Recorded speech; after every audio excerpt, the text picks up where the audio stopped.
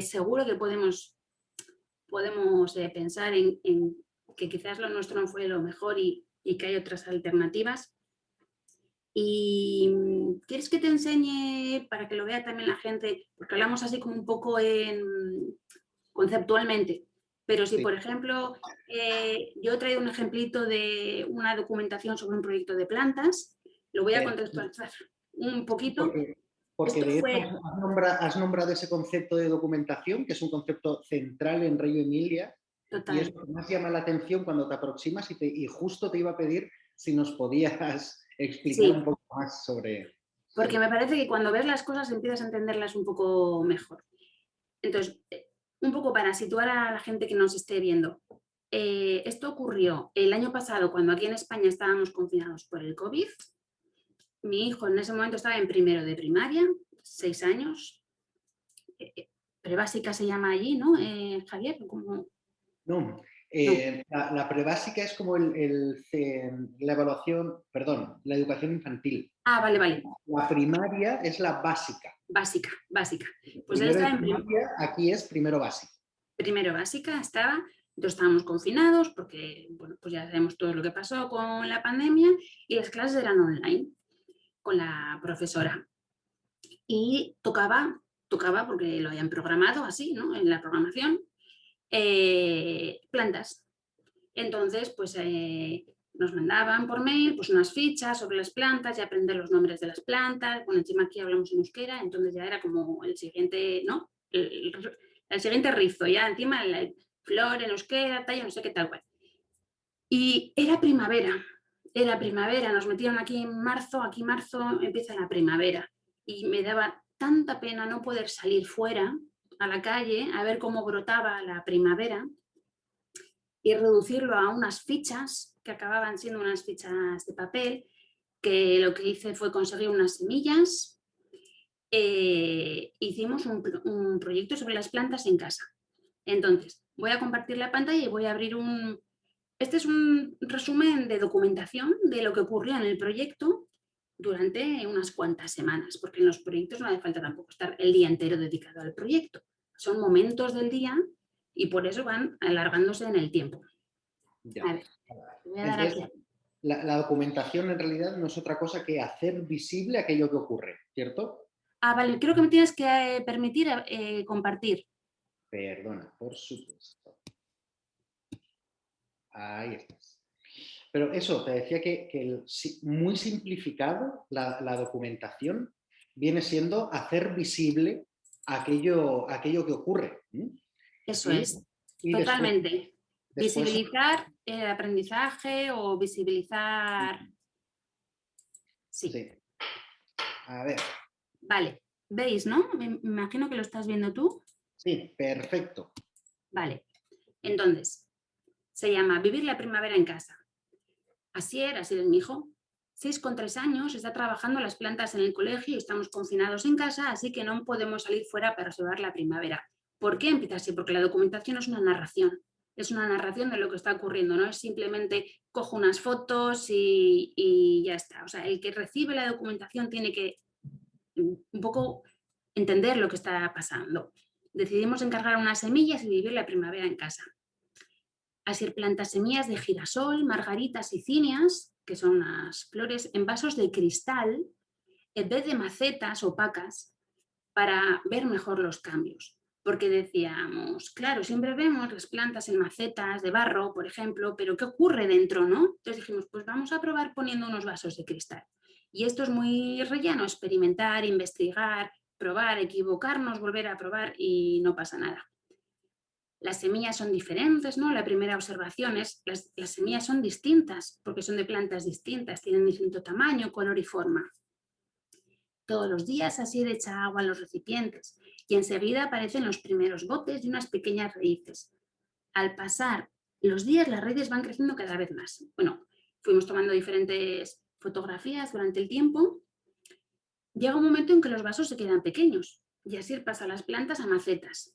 Vemos que Asier está siendo el protagonista, no estoy siendo yo como adulta, yo no estoy diciendo, ni siquiera hablo muy en plural, ¿no? Es como, es Sí, de él, hecho, él. eso te iba a preguntar que desde otro enfoque, a mí, por ejemplo, lo que me llamaría la atención es que da la sensación que el propio niño es el que está gestionando su experiencia.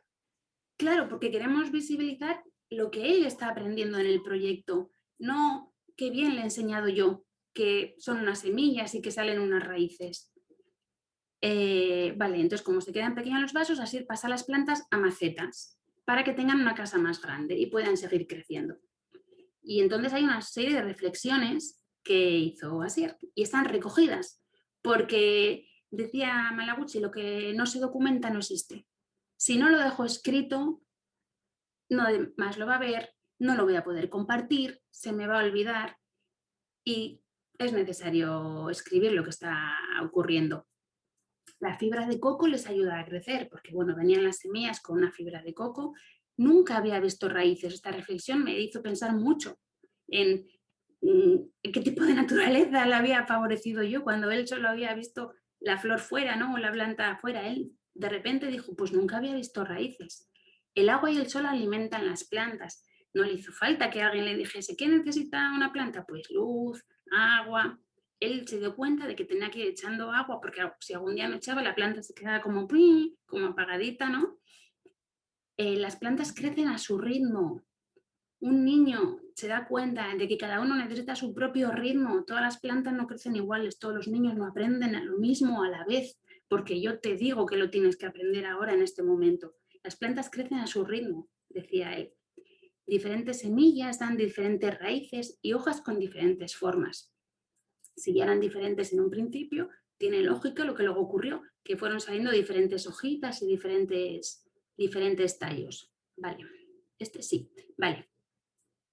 Así sigue regando las plantas, van creciendo los tallos, las hojas y las flores.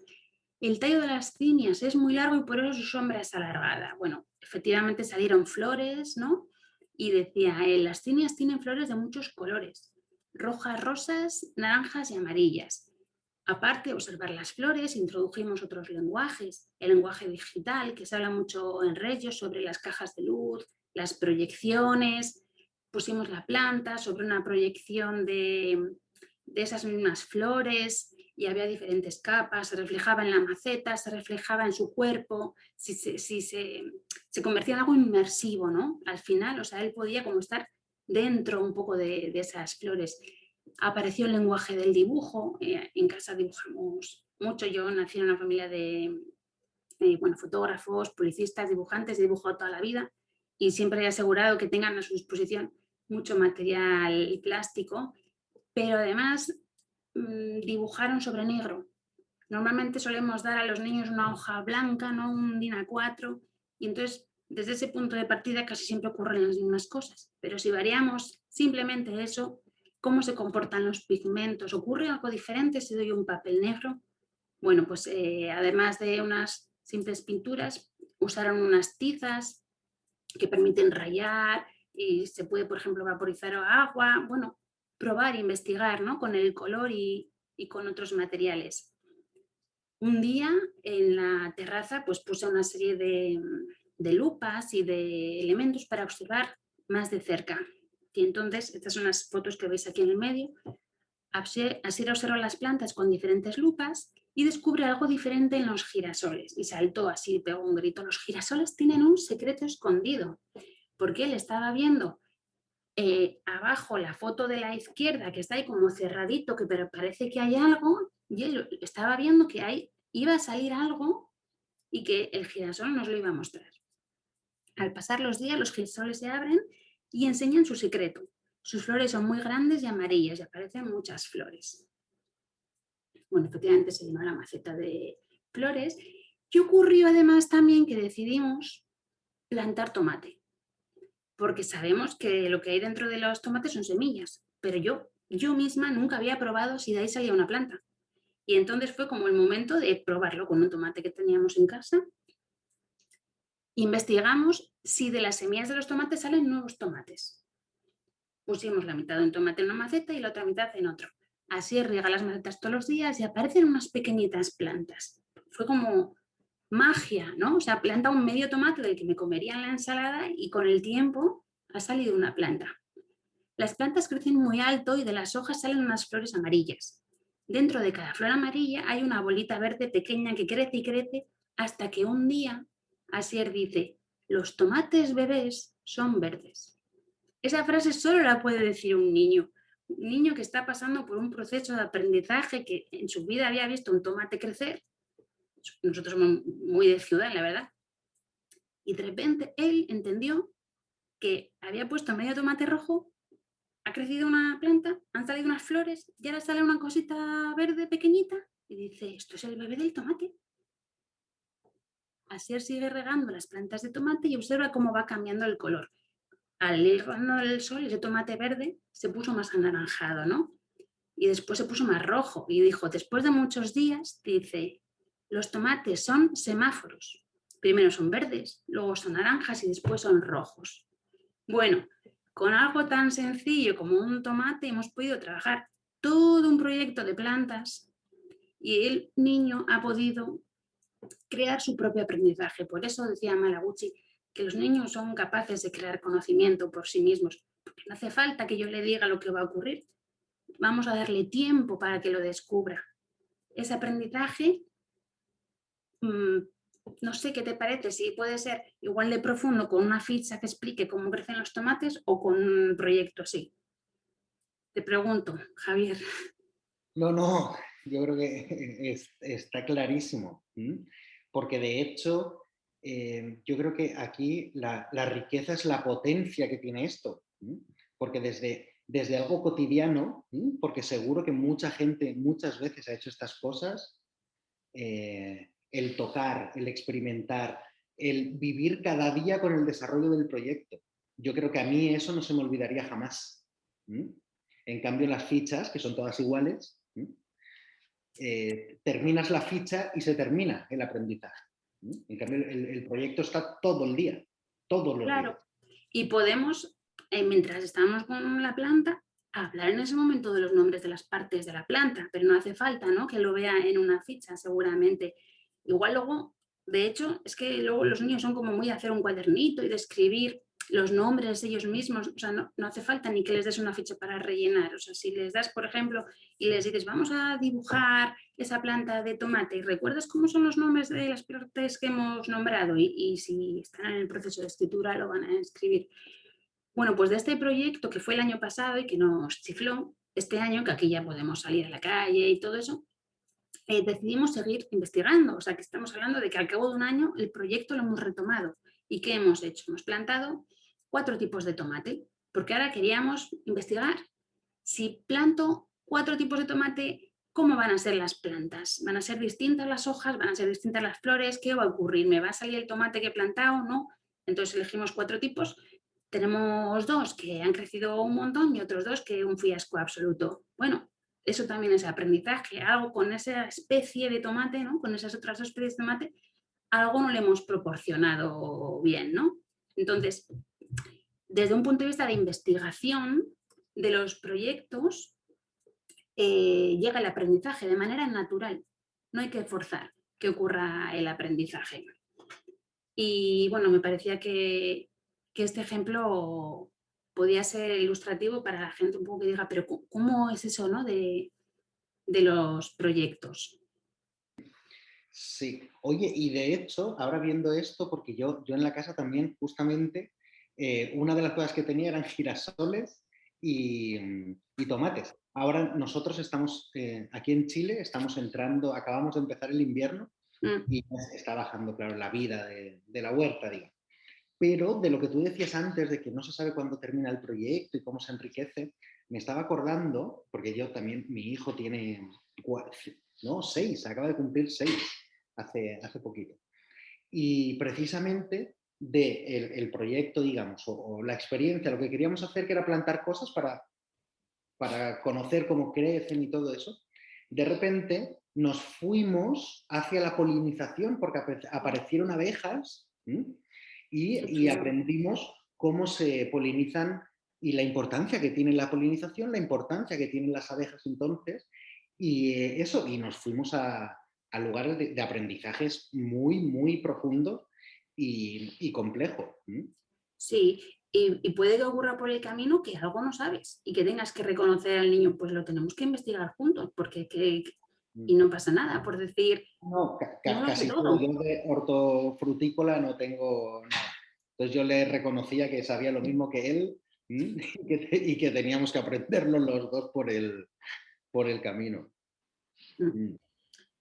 Oye, pero súper interesante, porque de hecho eso de la documentación, si nos vamos a cosas como académicas y la vanguardia pedagógica y todo eso, ahora estaba pensando que, por ejemplo, el proyecto Cero, el Project Sí, Zero de la Universidad de de Harvard, Howard Gardner. Ujú. que viene siendo pensamiento visible, yo lo relaciono mucho con esto, ¿sí? Porque no es otra cosa que esto es lo que ocurre para que el niño lo pueda ver, ¿sí? Lo pueda disfrutar, lo pueda recordar, y ahí se generan cosas súper complejas como la metacognición, porque Sí. a través de la documentación él mismo es capaz de ver lo que no sabía, lo que sí Bueno, sabe, de hecho, cómo, efectivamente, es que te cómo iba a decir que la resolvió los documentación luego problemas. se comparte con los niños y es en ese momento, revisando la documentación con ellos, que ellos son conscientes de eso que tú decías, ¿no? Sé lo que ahora sé lo que he aprendido, el camino que he recorrido, sé lo que antes sabía y lo que ahora no sé.